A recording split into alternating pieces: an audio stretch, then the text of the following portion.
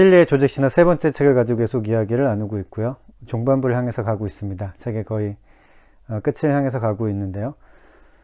오늘은 232에서 236조까지의 내용이고 제목을 성서와 예수 사건의 의미라고 정했습니다. 예수는 역사 속에서 태어났고 십자가에 달려 죽었습니다. 예수의 삶은 사람들의 환상도 아니고 상상도 아니고 실제로 일어났던, 구체적으로 일어났던 사건입니다. 비밀리에 발생한 일도 아니고 수많은 사람들이 예수를 직접 봤습니다. 예수와 같이 활동을 했고요. 그리고 눈으로 본 사람들이, 그리고 같이 경험한 사람들이 자신이 본 일을 다른 사람에게 전달하거나 기록으로 남겨서 그 이야기가 이제 계속 전달되고 있습니다.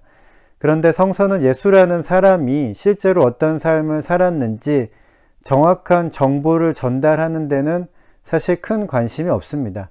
역사적인 사실을 전달하는데 주안점을 두고 있지 않다는 말입니다. 성서가 전달하려고 하는 바는 예수의 삶과 죽음이 어떤 의미가 있고 그것이 예수를 믿는 사람들에게 어떤 변화를 일으켰는지에 대한 것입니다.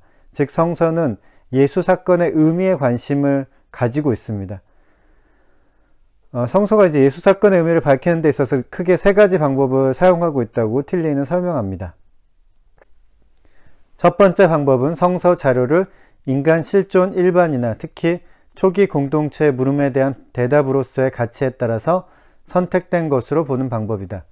두 번째 방법은 특수한 이야기의 보편적인 특성을 다소 설화적인 형태를 통해서 강조한다. 세 번째 방법은 나사렛 예수의 전체 사건의 보편적인 의미를 상징과 신화를 통해서 나타낸다. 이 중에서 이제 틸리가 강조하는 방법은 이제 세 번째 방법입니다. 성서는 상징과 신화를 사용해서 예수 사건의 의미를 밝히고 있다고 주장합니다. 성서의 기록이 이제 상징과 신화를 사용하고 있기 때문에 오히려 이제 탈신화화 작업이 필요하다고 주장했던 학자도 있습니다. 대표적으로 이제 불투만을 들 수 있죠. 틸리는 이제 탈신화의 의미를 두 가지로 이해합니다. 긍정적인 의미도 있고 이제 부정적인 의미도 있습니다. 하나는 탈신화화가 성서에 대한 문자주의적인 왜곡에 대한 싸움을 의미한다고 말합니다. 틸리는 이 작업은 반드시 필요하다고 이제 말하고 있고요. 그러니까 탈신화를 통해서 이제 탈문자를 해야 한다는 거죠. 다른 하나는 이제 탈신화를 통해서 성서의 신화와 상징을 제거하고 과학과 도덕에 대한 서술로 성서를 이해하려는 시도입니다. 이거는 좀 나쁜 쪽이죠. 틸리는 이에 대해서 비판합니다. 성서의 어떤 기록이 상징과 신화라는 이유로 거부해서는 안 된다고 이제 틸리가 지적을 하고 있습니다. 틸리는 예수 사건이 가지는 의미를 전달하는 두 가지 상징에 대해서 언급을 합니다. 이 상징들은 실존적인 소외에 대한 그리스도의 두 가지 근본적인 관계에 상응하는 것이다.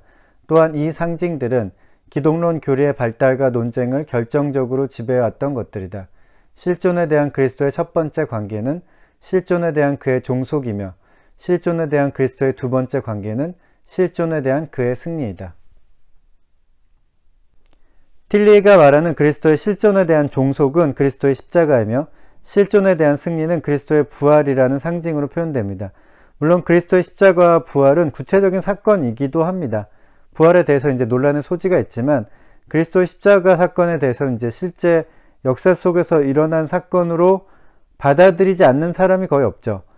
그리스도인의 관점에서 십자가와 부활 모두 역사 속에서 일어난 사건이면서 동시에 상징이기도 합니다. 십자가는 예수가 소외라는 인간 실존에 종속되어 있는 존재로서 당한 비극적 삶과 죽음을 상징하고 있습니다. 예수는 실존에 대한 종속이라는 상징뿐만 아니라 실존을 극복한 상징도 가지고 있는데 그것이 바로 부활입니다. 예수는 실존에 종속되어 있었지만 결국 그 실존을 극복하고 부활했습니다.